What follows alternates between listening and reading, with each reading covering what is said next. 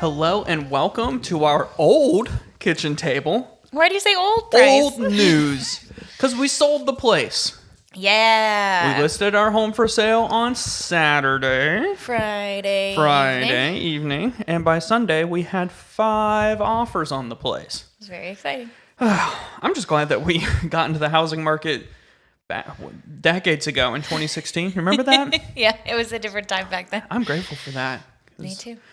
But anyways, we are still at our old kitchen table, but mentally we have moved on to our, same kitchen table, new location, new house. Hopefully in a couple weeks you'll see that move go through. But I digress. My name is Price, and I married your therapist.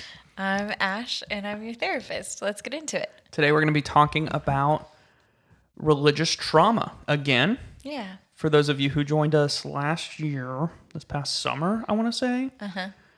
We had a episode where we discussed religious trauma, what it is, what it means, and the intention was for both of us to share our stories. Yep. And you got edged out of that a little bit. A little bit. I kind of took over and told my story. It's an awesome episode. If you're into me talking about bullshit. We genuinely have gotten a lot of good feedback on that one. I think there are a lot of people who related to it, specifically one where a lot of folks reached out. I think that it was an important one. Yeah. But you and I have, even though we came from pretty similar religious backgrounds, certainly in the grand scheme of things, I think I have a different perspective being like a woman and queer and autistic. I think all of those things impacted me in a different way in a religious setting. Yeah, I think you have a very different kind of story to tell. So that is what we're here to do. So for any new listeners, can you kind of set us up with when we say religious trauma, what are we talking about exactly? You know, what's in scope for this conversation? Yeah. So last time I think we went through a couple different types of religious trauma. The ones that stand out to me are, one, there's the religious trauma that happens just from the things that we're taught within our religion. Usually things like we're innately bad deep down, and that you're destined for hell. Yeah, and that we forever. have to work to earn love and acceptance and those sorts of things. And I think another part of religious trauma is the communities we're a part of. Maybe losing that community if you leave, maybe, realizing that you are surrounded by people who you felt judged by. Those sorts of things are very traumatizing and I think fall under religious trauma. And then, was there one other thing I wanted to add? I think those are kind of the primary areas of religious trauma. Yeah, if you're gay, then... Well, yeah, it crosses over a lot of different things then, too. Right. Yeah. And then I think there's also the whole element of people of all religions can be quite nasty towards different groups of people. Sure. If you're gay, or even there's racial bias that's involved in that a lot of the time, or just disagreeing with lifestyles and ostracizing. So I think that there are people who are in those systems who are getting traumatized or very much dealing with lifelong repercussions of that sort of upbringing. Yeah. And then there are people who are dealing with those groups in a negative way all the time. Oh, sure. Okay. So yeah, there's also that. There's also being surrounded. You're not a part of that group, but you're in a culture that's influenced by religious groups, or you're in proximity to religious groups and you're being treated a certain way because of their beliefs. Sure, that can fall under it. Something that I want to say before we get too far into this conversation is that, am I going to sneeze today? I don't know. Something that I want to say before we get too far into this is that I have a good number of clients who are religious, and I really respect that. I think that it's okay for somebody to be religious, and in fact, we know that people who have some sort of deeply held spiritual belief tend to do better in a number of areas of life. tend to have less depression and less anxiety from some of the like assuredness and comfort that comes from those things. I think it helps provide a framework in which to understand the world. There certainly can be good in it. Interestingly, I think a lot of my religious clients have deconstructed in some way. They've maybe come back to it after that. What do you mean when you say deconstructed? Deconstructing, I think of it literally like actual construction. So somebody has handed you a foundation as you were growing up that kind of built the foundation for which you'd view the world, from which you'd view the world, and you take it apart. You're like, do I want to keep all of these things? Are these the things I would have picked on my own? So somebody handed you the foundation for something, and you come back through and you go, I need to pull this apart and make sure that this now fits into my values now that I'm an adult who can think through these things. I think I would agree with you that, to your point of like, I do respect people who have faith. I think that in some ways I'd call myself one of those people. What I don't have a lot of respect for necessarily is people who never actually like consider the faith that they were raised with and never question it. If you just accept verbatim like what you were raised with as a child, I have a problem with that. I don't have a problem with you continuing to believe those things, but if you never really like gave it any critical thought, never really evaluated and made a decision for yourself as for your belief system, but rather just went along with whatever you were raised to believe, that feels too easy to me. That feels like this isn't a really... It feels like from outside looking in that this isn't about your faith, and it's more just about acceptance in a community, and it's less about you as a person and more as just like where you fit in culturally in your religious, upbringing. We see that a lot with faith because faith implies something that you like believe, something that you don't have to have like physical evidence for, that you rely on and trust in. But I think that sort of thing, I agree, and it applies to a lot of different areas. I think we're all better off from looking at whatever beliefs, whatever foundation we've been handed, whether that's religious or not, and going, are these the things I want to pick for my life? Is this still what I choose, to build the rest of my life on? And certainly I saw this growing up. There's a lot of dogma, a lot of dogmatic responses. Like, these are the things I believe, and like people teaching you to recite specific things that you believe. But like now at this point, somebody asked me what I believe. That's a tough fucking question to answer. And I'm weird about it too. Somebody asked me in an elevator at work about my faith, and I was like, still gathering my thoughts when the elevator door opened, and I was like, I got nothing for you here. Like, that's a tough one. A strange elevator conversation for sure.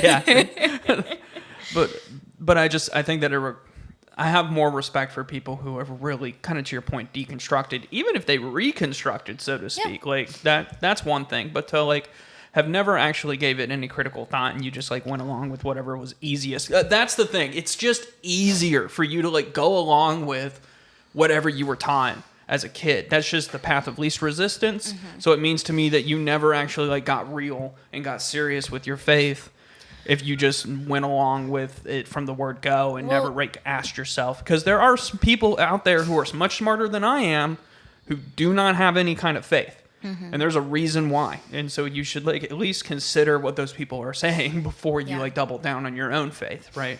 Well, deconstruction of anything is really, really scary. A conversation I've been having recently with the therapist who's working with me is talking about how when you're like cis and you suddenly have a person in your life who's, questioning their gender or their identity or their sexuality or anything like that, but when you've kind of had the default that we assume of those things, if you're cis or straight or whatever, you have the opportunity to either go, nope, this is automatic, it is exactly as I've assumed it to be, which feels good. It feels good that like, okay, this big piece of my identity is just known and I don't have to think about it. And when somebody else brings that up, either you go, nope, I can't even consider that, or you have to maybe take a good hard look at yourself, and that's really tough. And I admire anybody who has, even if you come to the conclusion you're straight and cis, or somebody who has moved from their hometown, even if you move back, or somebody who has taken some like big change in their life and allowed themselves to think about the things that they have always just assumed Right. de facto that's what it is. Yeah. Even if you come back to it.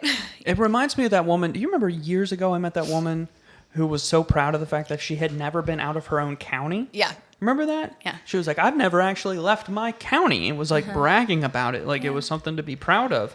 And I was just thinking like, you're missing out on so much. And I don't mean to be well traveled. I mean to have the mindset of like, I value never leaving where I came from, you know? Yeah. I learned a lot about like Islam in school and in different like programs that I participated in were a lot of faith-based stuff where they were teaching us everything that was wrong about Islam. Here's all the reasons it was wrong. Yeah. But nobody ever like thought to teach me, hey, there's a reason why it's one of the fastest growing religions in the world. Right. And here's the reason why there are millions and millions, if not billions of people who like worship the Prophet Muhammad. And you should like, and it's serious, it's real. So it's one thing for us to sit in like our little corner of the world and say this is laughable, this is a laughable belief system, but it's like it doesn't give any credit to like what it actually is in the real world. And then I get to go out and I start meeting people who are Islamic, who are Muslim, and getting to talk to them, and it's like, oh, this is a real thing. There are reasons why they believe this, and I don't necessarily subscribe to all of that, but it was like a very different. It's one thing to learn about these things in your own lens. It's another thing to be like exposed to it like from somebody who actually believes those things. Also, just to be able to step outside of your own perspective, I think is so important. Like, I won't ever forget being in the, Bible study group we were a part of, and the woman saying something about, like, I've read through the Quran, and it's the most ridiculous thing. And it's like... Yeah, she was like, it's the stupidest book I've ever read. It's just, I've read the Quran, and it's the stupidest thing. Yeah. She's like, got her hand on her Bible, and I'm like, bro. Yeah, if you didn't grow up exposed to that, you would also think those stories are the stupidest thing you would ever heard. Yeah. Like, you would have the same exact perspective on that. And I think that, you got to be able to step outside of your own world. It was like heresy for her to say that from a Islamic perspective, from a Muslim perspective. She was like being heretical. Oh my God, yeah, what a horrifying, yeah. When this is like their sacred text, like the one argument that Islam has against Christianity that is a little bit of a tangent, but like the Quran is their sacred text. It is unaltered. If you are Muslim and learning the Quran, you are learning it in Arabic. Right. There's no translation. I mean, there literally are. We've got a Arabic to English one on the counter or in the bookshelf, but they have their original text. One of their criticisms of Christianity that is very valid is that the Bible has been translated how many times? Yeah, By we're how so many far people? detached from any original text. And we know, like even I know as coming from a Christian background, that there have been significant alterations to the Bible that were politically motivated and had nothing to do with like the accuracy of the scripture, right? Yeah. So it's for her to talk about the Quran like it's the stupidest book in the world in deference to the Bible. It's actually the Quran does have more like credibility in some ways than the Bible does. And it was just such an uninformed, I'm so worked up right now. Okay, let's pull away. Dumb. We are not religious scholars. Let's go back to trauma, which I am an expert in talk about. Yeah. So I am so excited. I am familiar with your story because we met when we were 16. So a good bit of this I was around for. You were there for. But I'm excited to hear how you frame it for our listeners. I think it's interesting. I shared a good bit about my background growing up in a hyper-religious environment. You grew up in a similar environment, but had a very different perspective, had a very different outcome. Yep. And your spiritual journey over the years has been very different than mine. It's probably the most significant difference that we've had as a couple. And I don't mean that like we're arguing over this difference. I just mean that like sometimes in the past? Oh, for sure. I just mean that like we've had a lot of independence in our spiritual journeys. Like those things have happened kind of separate from one another. Oh, is sure. what I It's mean. been the thing that we've done, the most kind of on our own and independently. Yeah. So take us away. So I think that the primary things I want to talk about are the impacts of those things within the context of being a woman and being queer and being, I was going to say neurodivergent, but I think the things that I'm talking about are specifically about me being autistic. Okay. So this is, well, okay, I guess to give an overview of my background, I also grew up in a super religious family. When I was itty bitty, I was mostly with my grandparents who taught.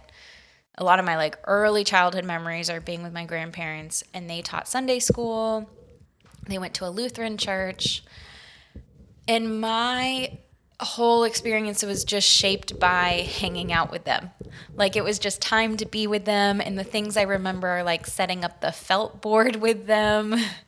Oh my God, a Christian felt board, dude? It was so yeah. beautiful.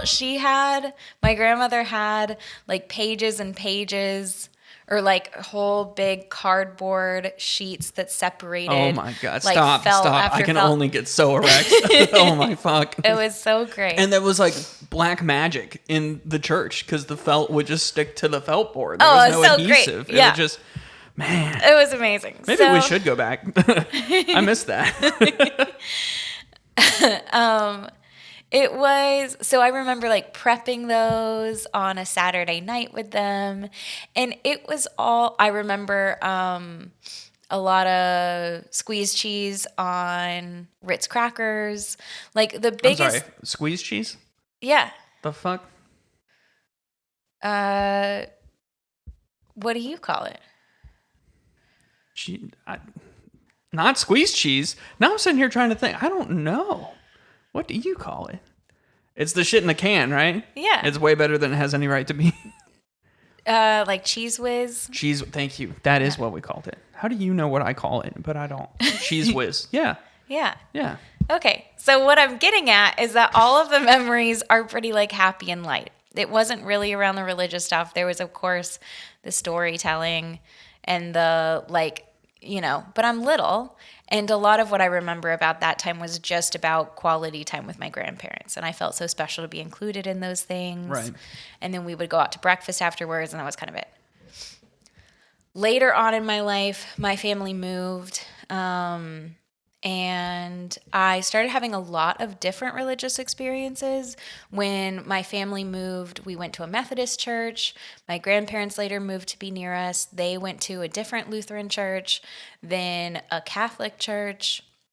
There were a lot of Baptist churches around. I just want to say for people who may not be familiar with all these different denominations of the Christian church, that it's a lot like if you're super into like Doctor Who and you can't agree with the other fans, which doctor was the best doctor. That's kind of what denominations are. Like, you all have your forums and you all know each other and y'all talk about it endlessly. But if you're not into Doctor Who, then you're not into it. But the people who are really into it, and that's kind of what we're talking about. And there's like severe and like violent, oftentimes disagreements between, like, just like the Doctor Who fandom. Yeah, a lot of times, I mean, they all get lumped together under one heading, but a lot of times different denominations like don't think specifically other denominations are maybe even going to heaven. Like there's a lot of discord between these things. I watched a lot of churches like split over absurd things. Somebody was which way you face when you like are doing communion, which is a part of a like Christian religious service. Like it just ridiculous things. I got to go to, anyway, way more than that, a ton of different denominations. Some of that was with friends. Some of that was through like very intentional experiences. So I felt like I had a lot of exposure to those things.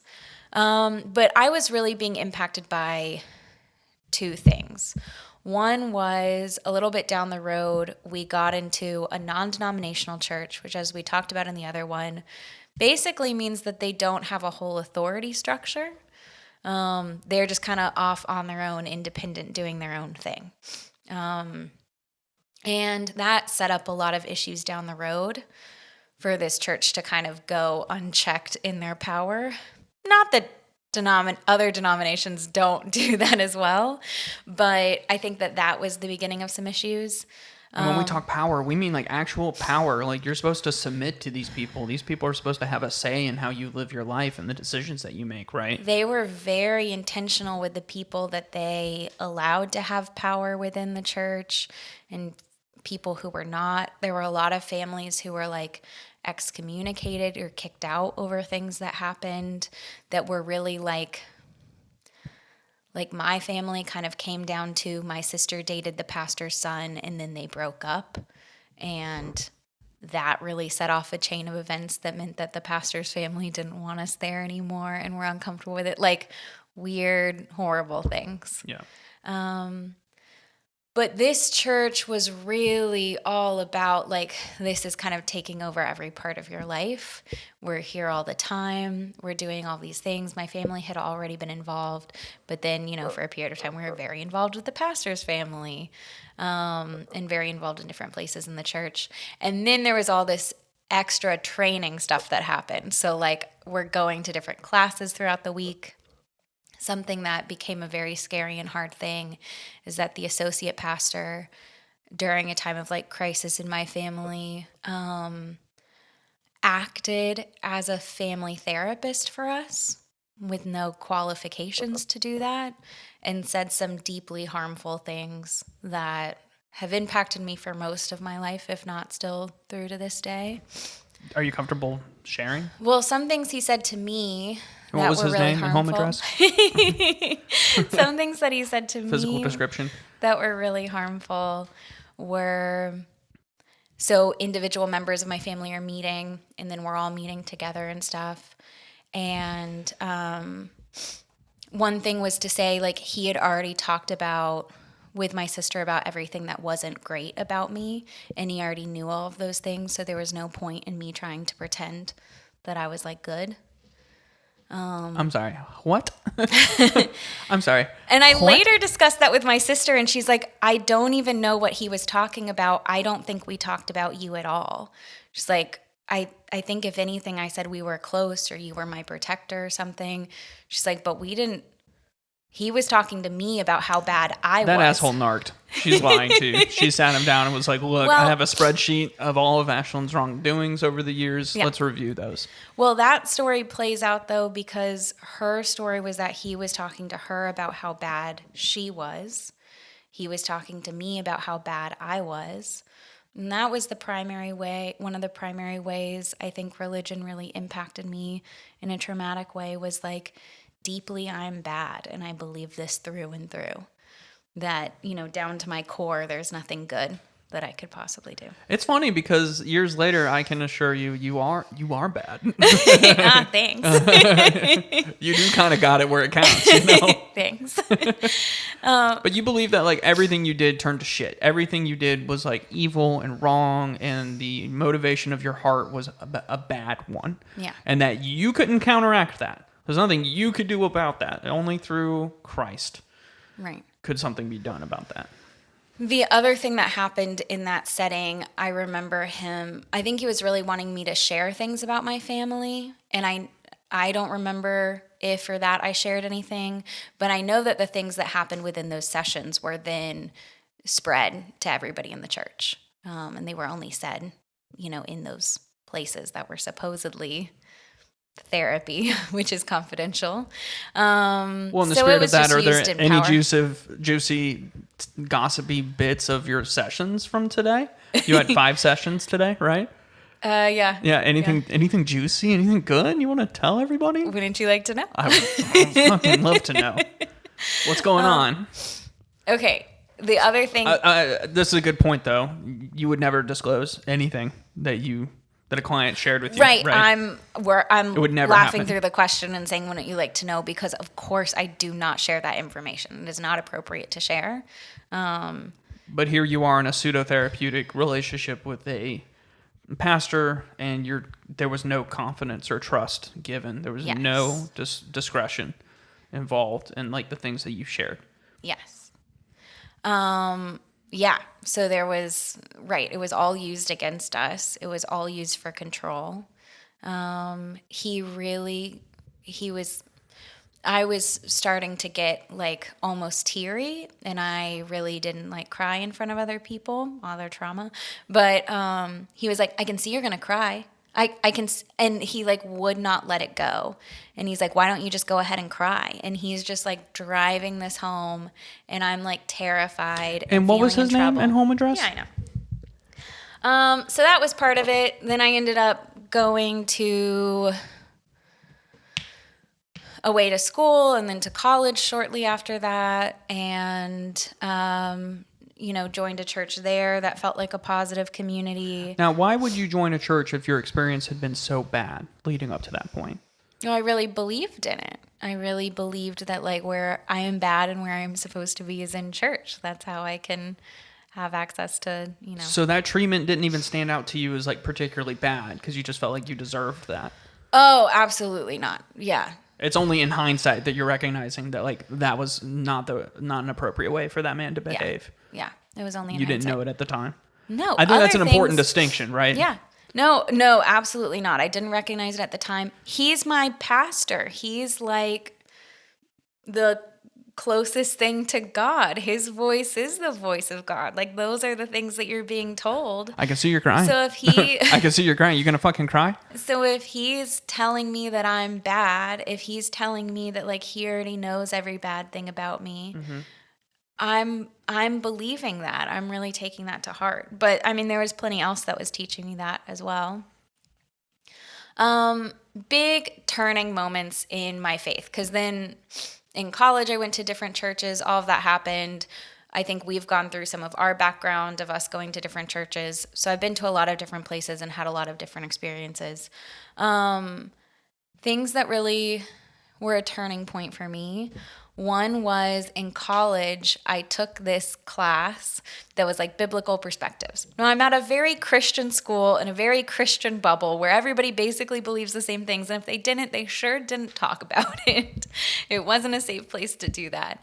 But the biblical perspectives classes were taught by individual teachers, and they could go a couple different ways. Some of the teachers were very much on board with the beliefs of the school, and some of them weren't, and let us know that. And this particular teacher is the one who finally gave me this outside perspective. So he had us read parts of the Bible along with other ancient texts, religious texts from the time, from different things, older religious texts that told those stories first, that clearly the Bible borrowed from, and helped us understand a lot of those stories within the context of their time. And I remember early on in that class just like crying most days afterwards, because I was like, I feel like this is pulling apart something that I have really believed to be true for a long time. Just even pointing out there are two different like creation stories in the Bible. I'm like, the Bible is literally true. Well, there are two different stories for how that happens. God created the Bible, or created everything in existence in 6 days, and that happened about 6,000 years ago, and that's the end of that. And Right. then somebody reminds you that in the Bible itself, there are two versions of that story, and they are very different from one They another. cannot both have happened. Yeah. In one, like God, I think, speaks Adam and Eve into existence, and in another, he physically forms them, and they are very separate stories for how that process takes place, and they cannot both have existed, and there they are, both like chapters away from one another. Yeah. I was like, oh, And like no. God's inspired word, like all of this is true, except these two things are inherently contradictory within the context of the Bible itself. So that was hard early on, and by the end of it, I was so grateful for that class, and I think it really set me on a trajectory of questioning things.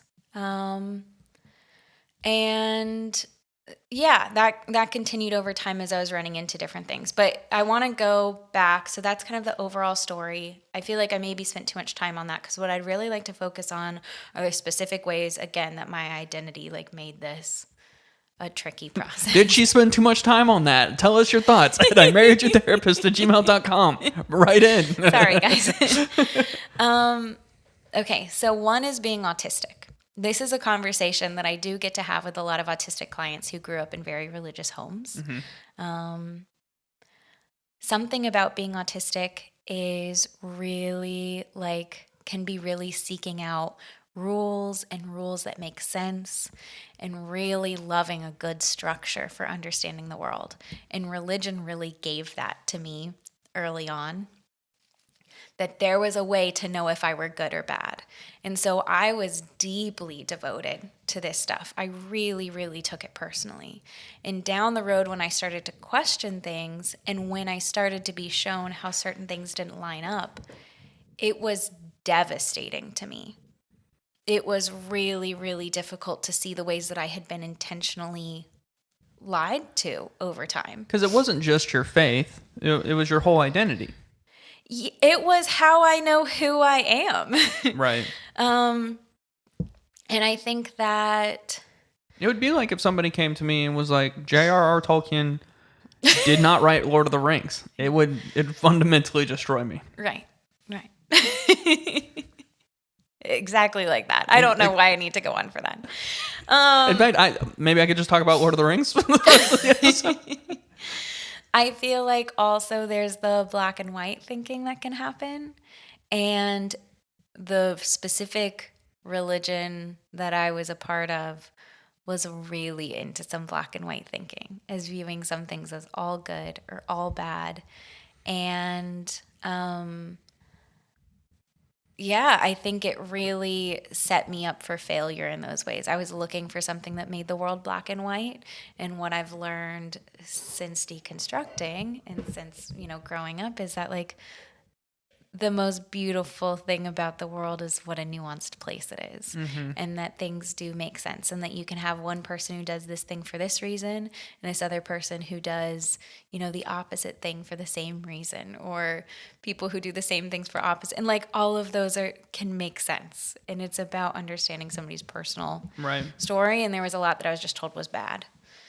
So those things were tricky. Being a girl growing up in the church really gave me a lot of shame. And that was a big portion of religious trauma for me. Again and again and again, I received the message that I was responsible for the thoughts of the men around me. I remember explicitly being told on so many occasions that I was responsible for the thoughts of the little boys around me, the teenagers, the men and adults, the old men. Everybody was my responsibility. And if they ever had a thought that was a temptation sort of thought, if they ever viewed me sexually, again, being taught this as a young child, that was my problem. And I don't think I can emphasize enough how much you then don't trust yourself. Your body's like a betrayal. Existing is like a betrayal. You're constantly, you become so consumed with, I became so consumed with not ever being a stumbling block, as it was referred to for I somebody just else. can envision all right, first we're going to teach them that they're responsible for all the men and impure thinking and stuff. And then we're going to also tell them that they need to be attractive. That'll keep those women busy for a while. That'll fuck them up. There is an emphasis on never ever thinking about sex before marriage, and then after sex, you're supposed to be constantly available to the man you're married to for sex. That's true. Yeah, you're supposed to be constantly ready to go. I agree with that. Yeah, That is a part of Christianity I still agree with. Okay. And so I've heard from a lot of other women that I grew up with or that I've encountered in other religious spaces who really struggled with even sex after marriage. If they waited for marriage or if they didn't, you get into that situation, you can't stop viewing your body as bad. You can't stop viewing it as unsafe if somebody's turned on by you. The biggest thing... I'm sorry, our cat's being freaking weird. The biggest thing for me is that sex is such a big deal. The church is so obsessed with sex. It was constantly talked about. And And it's like, you're not supposed to be thinking about this, but there would be whole sermons talking about that sort of thing. Almost every Bible study, it's like the thing you can't have, and it's a total obsession, and it sets everybody up for failure in that context. Yeah, it took me getting out of that little pocket of the world to realize that is not normal. That is not how people talk about sex, like outside of like that group. Yeah. It's wild. It's absolutely wild. So I definitely grew up like learning this lesson again and again, that like my body is shameful. It's basically shameful that it exists. That if somebody is, tempted by me, that's something to do with me and something that I have done to them. Well, you've done something to me. I'm sorry. I'm sorry. I'll try to let you actually tell this story. Thanks. And the other thing that I was taught, there's a lot of messages in the Bible and in, religious groups about like kind of everybody being the same to God and God loving everybody equally. But the lived experience of that is that women are not allowed to teach, we're not allowed to lead. Where we grew up. Our specific groups where we grew up, women were not allowed to teach. They were not allowed to lead. They were allowed to, for free, every Sunday, watch everyone's children in the nursery, which was a whole thing that took like so much planning and so much. Other positions in the church were often paid. This one was not paid. But it was a whole production to put together. If somebody, like if a parent's kid is crying, that parent is then able to be notified within the sanctuary where they are so that they can come get their kid, and all the kids are tracked so that they go home with the right parents. Like all of this stuff is happening, and they're managing the schedules of everybody who's volunteering and all this stuff. And like, no, unpaid, not an important job, or not considered to be an important or honorable job, but like that's women's work. Within your home growing up, your voice is not valued, and then you're supposed to immediately get married and be passed off from your husband or from your dad to your husband, and then you're not allowed to have a say either. And that was something else that really didn't hit me until we got married. And I started exercising that power, and you'd come to me with an opinion about what we'd have for dinner, and I would be like, wives, submit to your husbands, because this is right. That's a little facetious. I'm sorry. But there was a real thing that was happening. There was a real power struggle between us. And it was weird to me because prior to marriage, I had been off at college for a while, and I felt like I had developed a voice, and I had learned that I was pretty smart and pretty capable. And then not allowed to be as smart as you, not allowed to be as capable of you, and not allowed to have an opinion as much as you. In fact, like C.S. Lewis, who's somebody who I always like admired as a writer and author and those sorts of things, but calls it, don't love this, basically says that the man is meant to be the tiebreaker in a relationship. Like, both husbands and wives get to be heard, but if we disagree, we'll meet in the middle, and the man gets his way. And the man gets to decide. And later, it wasn't until much, much later on that I read somewhere else somebody being like, then your voice isn't really being heard. Like, if that's what's happening, he just got to decide the whole time.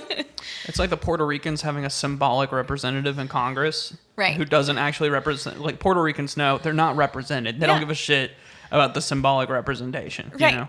Oh, yeah. If y'all didn't know, Puerto Ricans are technically citizens of the United States, but don't get represented in Congress. And I'm pretty sure that some colonial people at some point in our history started a war over that. Yeah. I'm just saying. Okay, sorry. A little. Yeah, but it didn't.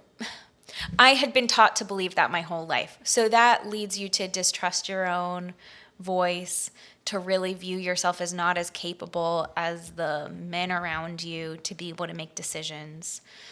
And it also, down the road, led me to a point, and we were already married at this point, led me to a point where it no longer felt possible that God valued me as equally as I had been told.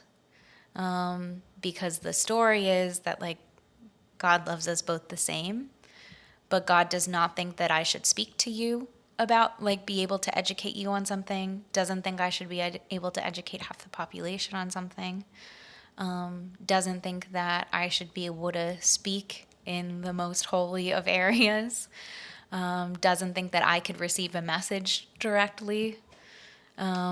It's because you have a vagina. Yeah. I hate to say And it. I was like, if that were to happen in any other area of life, there's no way you would consider that equal treatment. Like, that doesn't make any sense. Because you're being told no to all of these things, but also you're equal. Right. And the big kicker for me was going to the elders at the church that we were attending when all of this was kind of piling on you. Like, hey, would you tell this woman, my wife, that she is equal even though she has none of the rights that I do in this Right. relationship?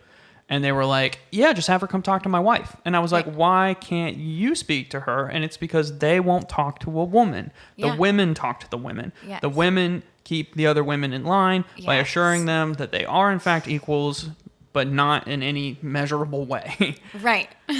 And I Which think that... is why my husband, who's actually employed by the church, is not allowed to be the one to come talk to you. Yeah, and I think that you can put somebody who's willing to question their faith and extremely intelligent like you in that situation, and you'll only be able to exist in that situation for so long. Yeah. Because it is not a situation that you can reconcile. It's not a situation that you can make sense of, because it does not make sense. Right. There was no mental gymnastics that I could put myself through to finally come to the conclusion that, like, nope, I am seen equally in this community and by this, version of God, but also I should shut up. That you couldn't make that equation work out. And that was devastating, because this thing that I think I had built a lot of my life around, that I'd built a lot of my identity around, that I had trusted for so long, and that I'd had so much control over my life and the decisions that I made, had lied to me. That reminded me of something else. I'm not sure what that is. I'll come back to that. So the other big cornerstone here, the other big deal thing that I think I feel very thankful for, because I think it also initially led me to question, is being also attracted to women, is being bisexual, which is a big no-no in the religious group that we were a part of. Yeah. I was a little bit spared from that early on, because I was always being told that it was a choice if you were gay or not. And to me, that made sense, because I had multiple options of things I was interested in, and I had to make a choice about being with men. And I was like, yep, that lines up. This exists, and we are all going through it together. We all feel this way, and we all have to make this choice. But I learned down the road that other people didn't feel the same way, and what they actually meant was, if you have those feelings at all, that is a choice that you have made to have. Mm-hmm. Yeah, that you have been made to have. And that was as a teen, and this was over a lot of things too, but definitely over my identity, was like crying and praying and begging God to take that thing I had apparently made a choice about attraction, away from me. And as you keep praying for the same things and keep asking for the same outcome and keep like willingly submitting yourself to this, like, I want to let this part go, and that doesn't happen, you start to doubt that, again, like, you're valued, Right. that like God cares about you. And I think it's the story of a lot of queer people growing up in religious spaces where we feel like God has specifically targeted us as somebody who can't be acceptable. It reminds me of that woman that I met last year when I went to go pick up firewood. Uh-huh.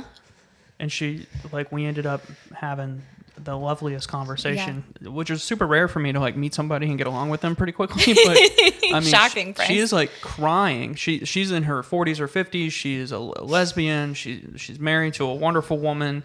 And she's crying, telling me that when she came out as a lesbian in, you know, her 20s, I think it was, that she lost everybody. Yeah. She lost her friends. She lost her community. She grew up in the South. She went to church. She lost everyone. And she was like recounting this conversation she had where she was like, why do you think I would choose this? Right. This is ruining my life. I wouldn't choose this. Like, I would never choose for all of this to happen. And they made sure they fucking destroyed her life over it. And she worked in the school system. And she said that a few years prior, she had been outed. And they fired her from her job at the school system. Lots of queer people who, within like recent history, have been fired. Yeah, and this was like 5 to 10 years ago. This wasn't like a black and white photo in your history book sort of thing. This was like happening kind of now-ish. And this is some of what you were talking about where like religious trauma follows you. So there's, on the one hand, coming out of a religious community and being rejected by them. But then you're in a culture that's also so impacted by it. Right. You can't get away from that sort of judgment and criticism. You can't get away from that constant rejection. Yeah. So, like, why would you choose? Like, you're actively asking God to take away the part of you that likes titties. And which he made perfectly and wonderfully made. Amen. Amen. That's the part about you that I get the most. The bisexual part of you is like, I get that. I feel that. We vibe there. Yeah. But the simple idea of like, I don't want this. Like, take this away. Like, you've told me this is the decision, and I'm asking you to, like, if this is a decision, please remove it from me. Please change my mind. And but the tit is powerful. But I just remember, like, she was just so sad that now she had built, like, a new family and found new community and had moved forward with her life. But it was either that or lay down and die. Like she wasn't given any other option. Right. She had to move forward. Yeah.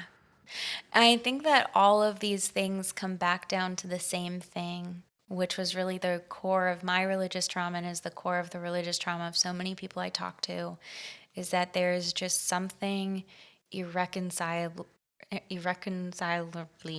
oh no, I hate that. Nailed it. Crushed it, got it. Everybody knows what I was talking about. You're unable to reconcile.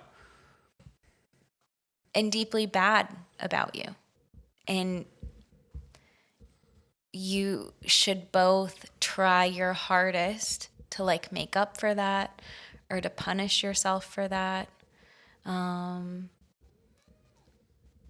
to be like made acceptable. And also that will always be true for you no matter how hard you try. And so you're set up with this like impossible task that just keeps you locked in, where you can never be good enough, but you should keep working just in case. And I think it led to so many of the things I've still struggled with as an adult about like not feeling valuable unless I'm good and helpful. That's another thing that I think was particularly handed to the women as a message, was like, we are good when we are helping. We are good when we are supportive. And also you're good when you're suffering. You're like, if it's hurting you to help as much as you are, if you're exhausted, if you're stressed and tired out and beyond your limit, good, you're almost there. Keep pushing.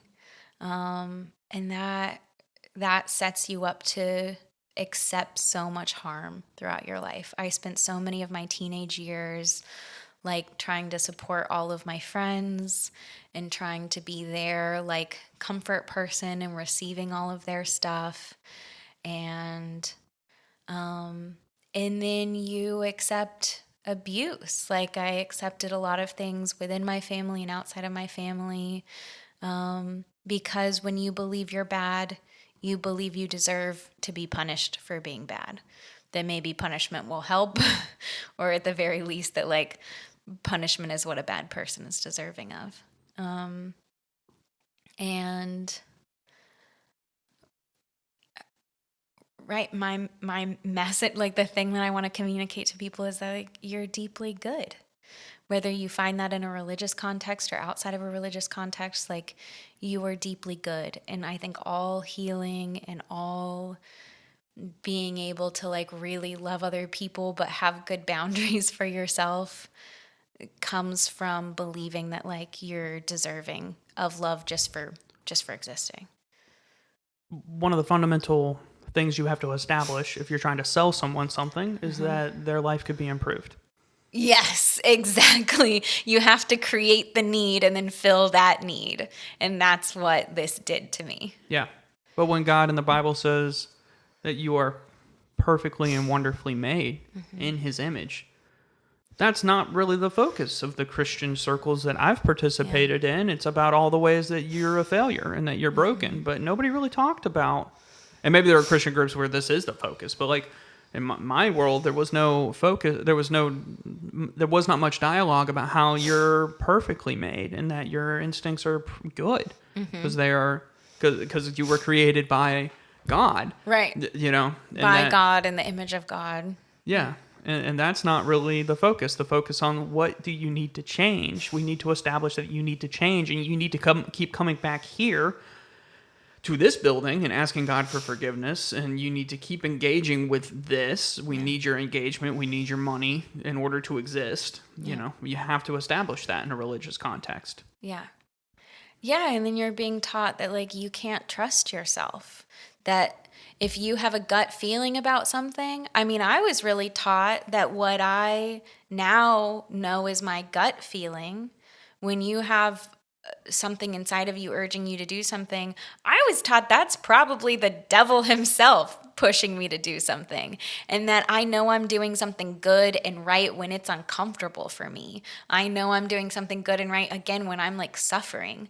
So how many horrible things will you allow to happen to you when you're like, it's good if it hurts me? And that's setting the stage for abuse. Exactly. That's all it is. It just perfectly grooms you to accept abuse. And I experienced abuse at every level of that. I think that the messages that I received from people who were like spokespeople for the church, like further out, not in my direct community, but people who were, preaching to big rooms filled with to big conference centers filled with people, or on the radio or on TV, the people who were actually running the places that I was a part of within my own family, like all of that came from that same place. And it was such a good tool. It was such an easily utilized tool. Like, a lot of my religious trauma also came from being reminded of those things within my own family, of my dad being like, not just saying, I know you're lying to me, but like, Jesus knows you're lying to me. How do you dispute that? You and God both know something that I'm telling you isn't the case. Yeah, it's just abusive. Yeah, there's no fallback for that. So how do you feel that your life has changed now that you've kind of made some different determinations for yourself in the context of your religion and context of your faith? Yeah. I know like I could speak to the changes in our relationship over the years because of this, but I'm curious to hear from your perspective. What are the biggest impacts that you've had? I think that it has been the unlearning to tread so lightly, like the unlearning to really undervalue my own voice in our relationship, and the way that you have changed and have valued me as an equal partner. Because again, we're told we're partners, but not really. Not if you're the deciding vote, not if it's important for the like salvation of our family that you're the one making decisions.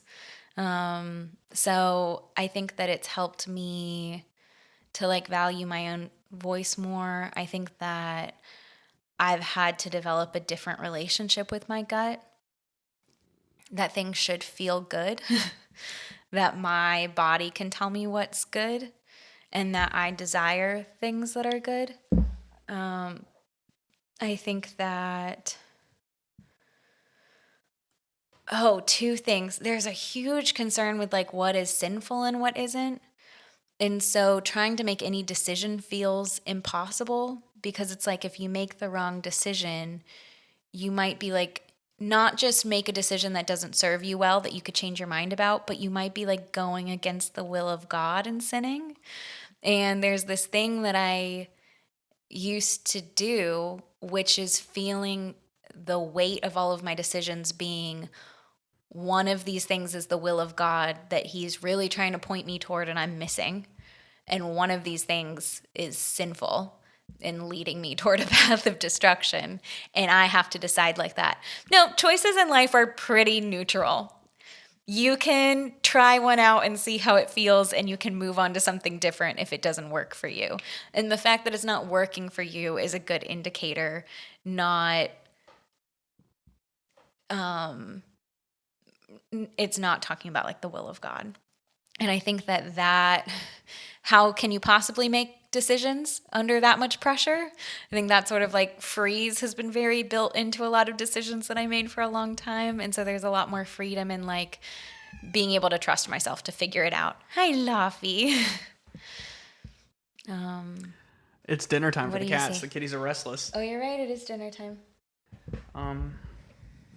Yeah, I think that this is important to hear from your perspective, especially as a autistic gay woman.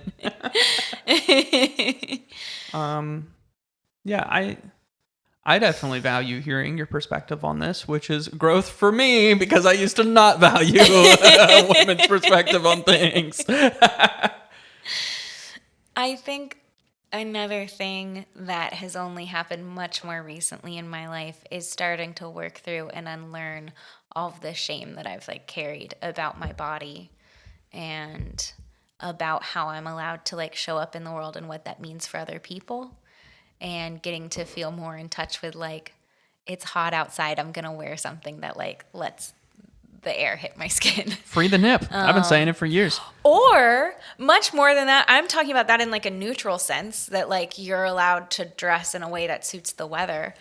Also, I'm allowed to feel sexy. Like, also, I'm allowed to like revel in and delight in being a sexual person, and that women are allowed to crave sex, Yes, and that queen. it's normal to. And that I think there was so much shame around like differing sex drives and the expectation that like, as a woman, your sex drive is always going to be lower than the sex drive of the man that you're with, and that like actually those things are unique to different people, and actually they change over time, and they're related to the environment that you're in, and also like Have you had Easy Mac? Like, it's really good. I want it all the time.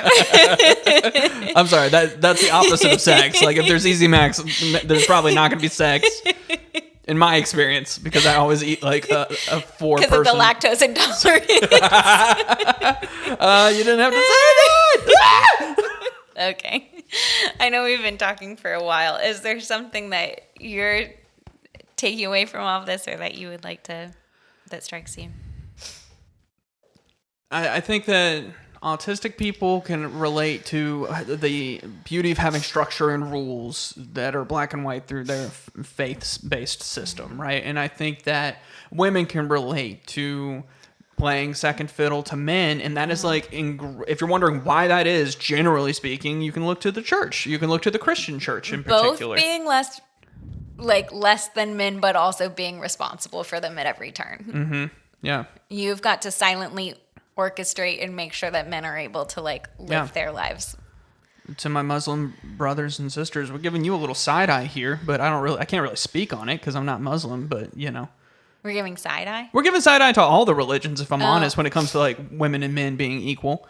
What I see across the board with clients, even clients who didn't grow up in religious households, if it was a household that was really built on rules and obedience, probably you've got some trauma. Probably if there was a way to be accepted or to not be accepted, and like that was something that you had to regulate your own nervous system to be able to do, because most of what we do as a kid that's viewed as like disobedient is really us trying to cope with being a very small Right. person in a very big world. And if you grew up in a home that was high rules, high on control, you probably have walked away from that with a lot that you've had to unlearn and work through. I think my only overwhelming thought is that I hope people have heard what you've said, and it's a blessing to them. I think that there's just remember that regardless of where you've landed in your faith or lack thereof, something I remember or remind myself of regularly is that there are people in this world who are much smarter than you, who vehemently disagree with your decision, your faith decision. And so don't ever feel too arrogant, like you figured it all out. Like, you can have confidence in your faith, but don't feel like you've locked in on exactly what's going on. Don't ever feel that way. Always question it. Always be willing to accept or to hear other perspectives. Always be willing to keep your eyes and your mind open to other things, and let those learnings further concrete you into your own faith system. Like, that's great, but just remember there are people who don't agree for good reason. That's been my biggest, the change in my life. Yeah. And control-wise, I would really question, like, out of this conversation, thinking about these things, I would really question anything in your life that tells you that you are not the expert on what's going on with you. That, like, you don't know you best, you could never determine what's good for you, and you need an outside person to do that. That's the foundation of control.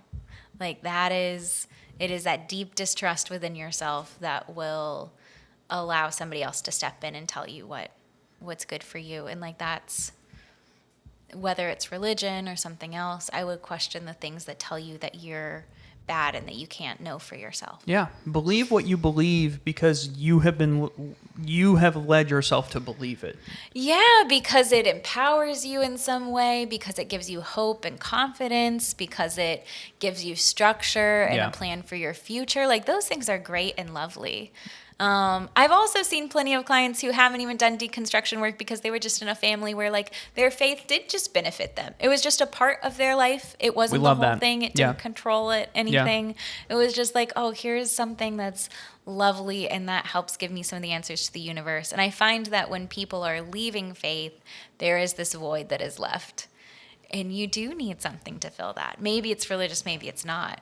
But you do need something to help give your world structure. And that's okay. It's okay to want and to desire those things. Anything else you want to share with us? You're good. That's nice. Yeah. Well, Ash, as always, thank you so much for your time. Bryce, thank you for your time. And we will see you next time on I Married Your Therapist. Yay, we did it. We did it. You remember how good communion wine was, though? So good. It was just grapefruit juice for the kids, but it was so good. Oh, I was in those Catholic services getting real wine as a child. Real wine. And I was getting real sick on the way home. Wine plus a windy mountain road did not equal fun things for Ash. And, like, if you're subscribing to that belief, then you literally drank Jesus's blood, and it made you sick. That was the thing. They were like, well, you're allowed to reject it. You don't have to take it. And I was like, I'm sorry. I don't think that's allowed. I'm trying not to burn for all eternity. Thank you very much. Are you sure?